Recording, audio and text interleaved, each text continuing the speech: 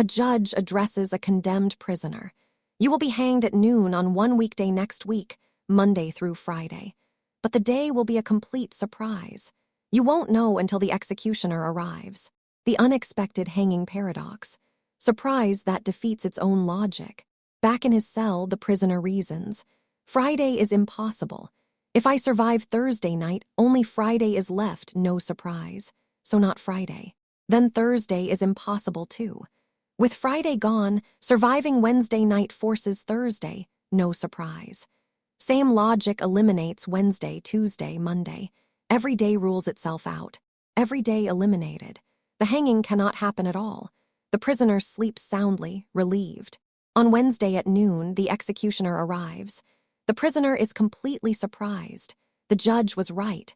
The reasoning was wrong. Where did the proof break? It assumed his future self would believe the proof. But the proof relied on him being uncertain. Certainty undoes the very premise. The proof is self-defeating. By ruling out every day, he made every day capable of surprise, including Wednesday. Like the liar paradox, it twists on its own assumptions. Some call it the surprise examination paradox. Logic that defeats itself by being too clever.